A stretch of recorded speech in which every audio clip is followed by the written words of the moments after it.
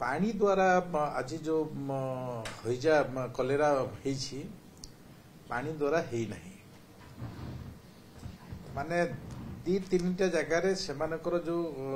भोजी भात खाइबा भोजी भात डिहाइड्रेशन हबार ए प्रकार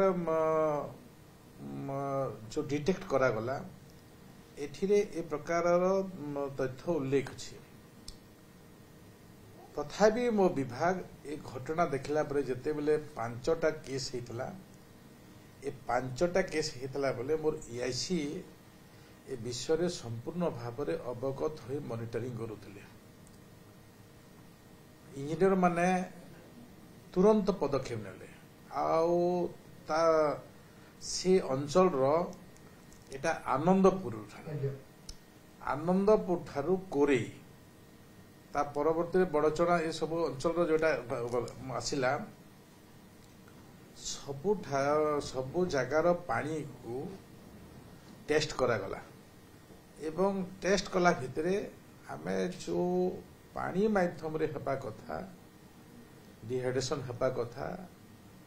पानी द्वारा व्यापीबा कथा जहा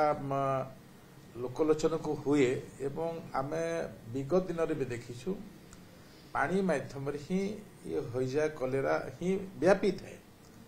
मो अस्वीकार ताकू करिबी नहीं किंतु मो पाखरे जहा तथ्य मो पाखरे जहा रिपोर्ट जहा आमे आइडेंटिफाई कलु सेथिरे से प्रकार कोनोसी तथ्य बाहरला नहीं किंतु आम विभाग सजाग अछि आम विभाग तुरंत आमे से अंचल चारि पाखरे माने जोठी आम ट्यूबवेल अच्छी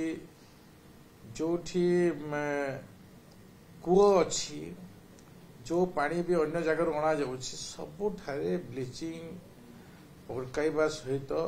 विशोधन करबार से प्रकार समस्त व्यवस्था विभाग तरफ निया जाइछि एवं आमे जहा देखुछु मु आज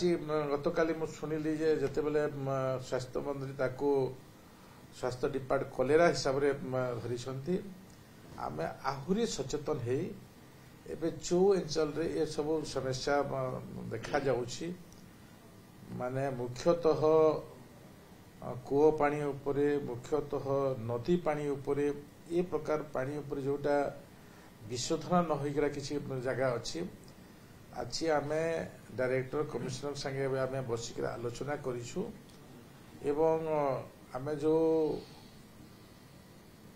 18,500 पाखापाखि ट्यूबवेल खोलिछु ए भितरे ताकू तुरंत भी संपूर्ण करबा पई आमे करिछु जो 24,000 ट्यूबवेल सैंक्शन हेछि 18,000 हमर संपूर्ण हो गलानी आ बाकीटा भी आमे तुरंत खोलिबु कारण पानी पाई ए समस्या न हो विभाग तत्परता अच्छी से दृष्टि आमे आलोचना समय समय करुछु एवं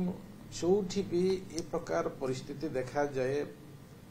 निश्चित भाव में आमे तो समस्ते सजग हबार आवश्यकता अच्छी जोठी भी देखा जाए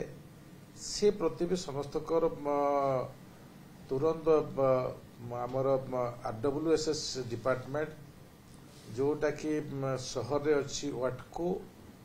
किंबा प्रशासनिक अधिकारी मानक तुरंत खबर देबा पई मु आपण मानक जरिया रे मु अनुरोध करूछि जे सचेतन होछि सबुठारो बड़ विषय आ सचेतन को न रहिबा ताहेले आम क्षति हेबो।